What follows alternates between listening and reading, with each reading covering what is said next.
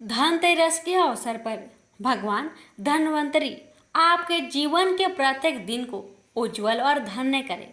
आप सभी को धनतेरस की हार्दिक शुभकामनाएं। प्रभु की कृपा आप और आपके परिवार पर बनी रहे।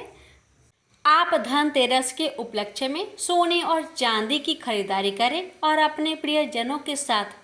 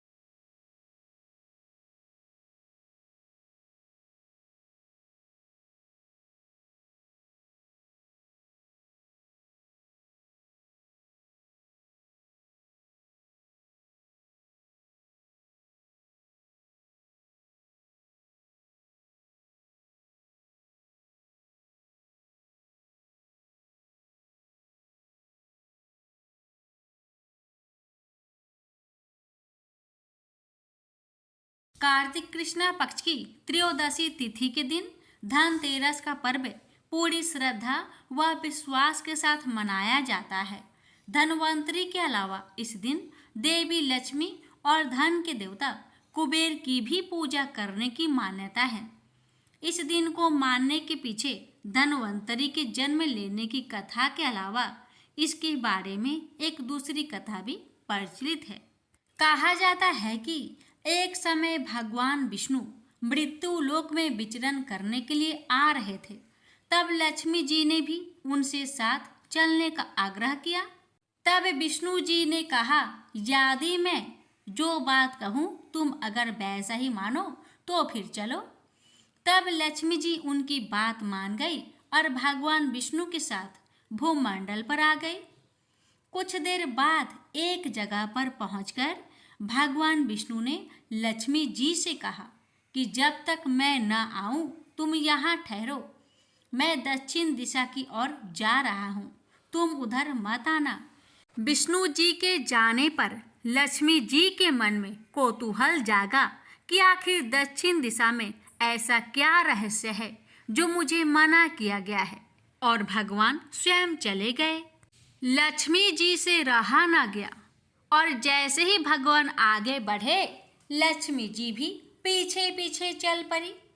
कुछ ही आगे जाने पर उन्हें सरसों का एक खेत दिखाई दिया जिसमें खूब फूल लगे थे। सरसों की शोभा देखकर वह मंत्रमुग्ध हो गई और फूल तोड़कर अपना श्रृंगार करने के बाद आगे बढ़ी।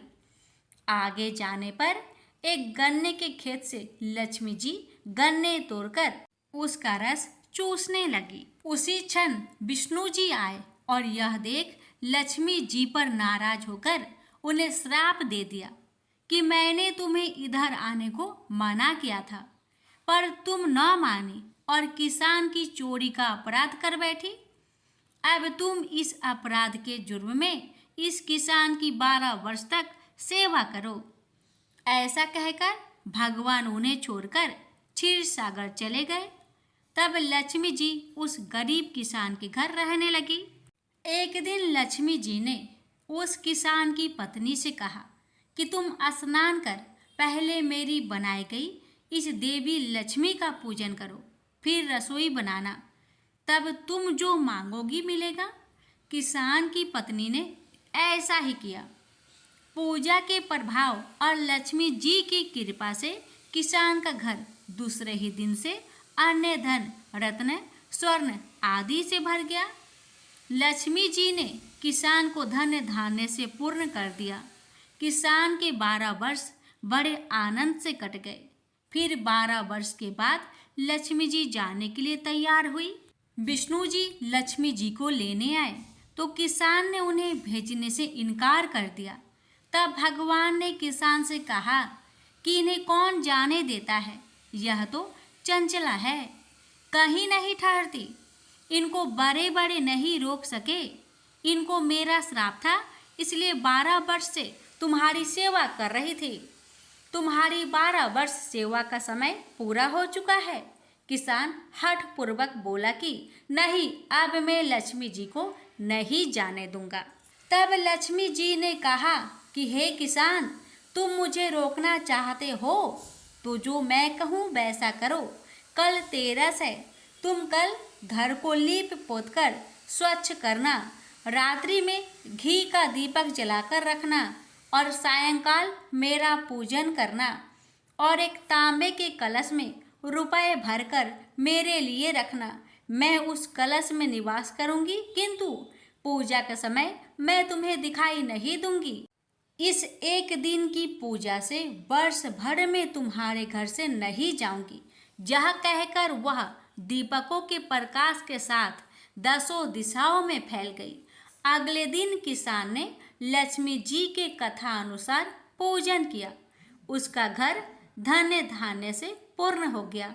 इसी वजह से हर वर्ष तेरस के दिन माँ लक्ष्मी जी की पूजा होने लगी। प्रेम से बोलिए लक्ष्मी माता की जय। हे माता, आपकी कथा कहने, सुनने, हुक्कार भरने वाले सभी के परिवार पर अपनी कृपा सदा सर्वदा बनाए रखना। प्रेम से बोलिए लक्ष्मी माता की जय। लक्ष्मी माता की कहानी। एक गांव में एक साहूकार रहता था। साहूकार के एक बेटी थी। वह हर रोज पीपल सींचने जाती थी। पीपल के वृक्ष में से लक्ष्मी जी प्रकट होती थी और चली जाती। एक दिन लक्ष्मी जी ने साहूकार की बेटी से कहा, तू मेरी सहेली बन जा। तब लड़की ने कहा कि मैं अपने पिता से पूछकर कल आऊंगी। साहूकार की बेटी ने घर जाकर अपने पिता को सारी बात कह दी। तब उसके पिताजी बोले, वह तो लक्ष्मी जी है, अपने को और क्या चाहिए, तू लक्ष्मी जी की सहेली बन जा। दूसरे दिन वह लड़की फिर गई। तब लक्ष्मी जी पीपल के पेड़ से निकलकर आई और कहा, सहेली बन जा। तो लड़की ने कहा, बन जाऊंगी, और दोनों सहेली बन गई। लक्ष्मी जी ने उसको खाने का न्योता दिया। घर आकर लड़की ने माँ बाप को कहा कि मेरी सहेली ने मुझे खाने का न्योता दिया है। तब बाप ने कहा कि सहेली के जिमने जाइयो, पर घर को संभाल कर जाना। तब वह लक्ष्मी जी के यहाँ जिमने गई तो लक्ष्मी जी ने उसे साल दुसाला ओढ़ने के लिए दिया, रुपए दिए, सोने की चौकी, सोने की थाली में 36 प्रकार का भोजन करा दिया। जिम कर जब वह जाने लगी तो लक्ष्मी जी ने पल्ला पकड़ लिया और कहा कि मैं भी तेरे घर जिमने आऊंगी। तो उसने कहा, आ जाइयो। वह घर आकर चुपचाप बैठ गई।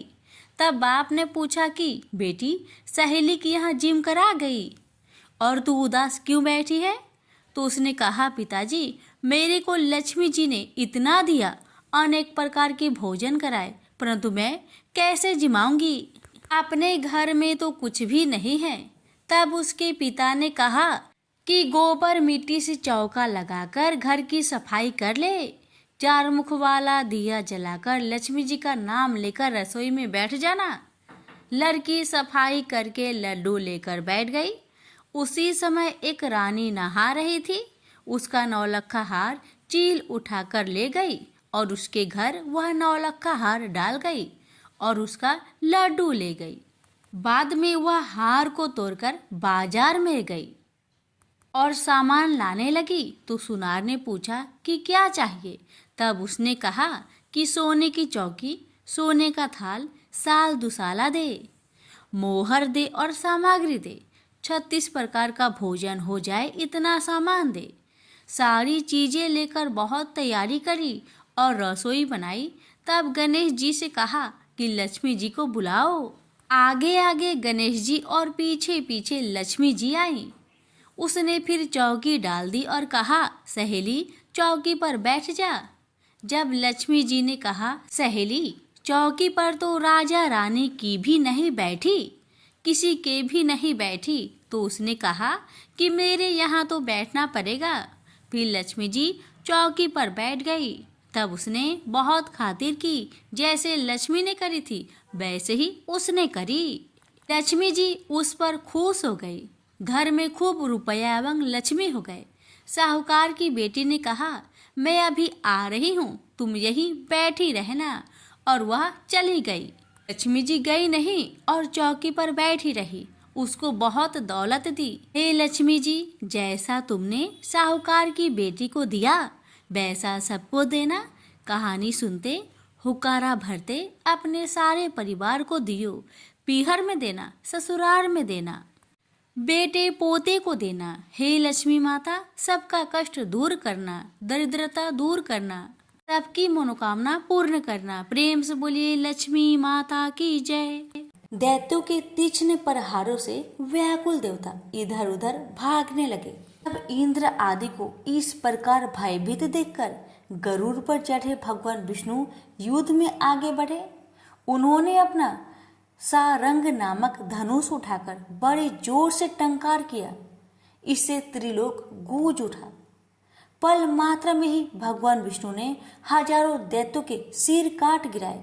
यह देखकर जलंधर के क्रोध की सीमा न रही।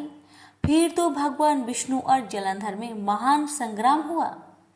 बाणों से आकाश भर गया। लोग आश्चर्य करने लगे।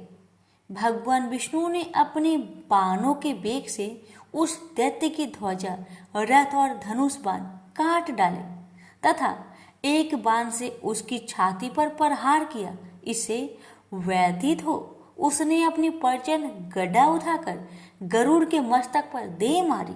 गरुड़ पृथ्वी पर गिर पड़ा। साथ ही क्रोध से उस दैत्य ने अपने होठ काटे और भगवान विष्णु की छाती में भी तीक्ष्ण बाण मारा। इसके उत्तर में भी भगवान विष्णु ने उसकी गदा काट दी और अपने सारंग धनुष पर बाण चढ़ाकर उसको बेधना आरंभ किया। जलंधर भी उन पर अपने पैने बाण बरसाने लगा। उस समय जलंधर ने भगवान को कई पैने बाण मारकर उनके दिव्य धनुष को काट दिया। धनुष कट जाने पर भगवान ने गदा ग्रहण कर ली और शीघ्र ही जलंधर को खींचकर मारी। परंतु उस अनगिनत अमोघ गदा की मार से भी वह चल्यमान न हुआ। मदोन्मत्त हाथी की समान उसे यानी गदा की मार को फूल की माला ही जाना।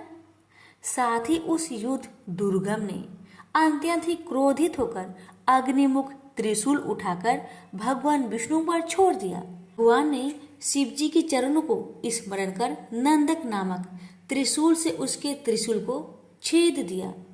जलंधर ने झटपट भगवान की छाती में एक मुष्टिक मारा। इसके उत्तर में भगवान विष्णु ने भी उसकी छाती पर अपनी मुष्टिका का प्रहार किया।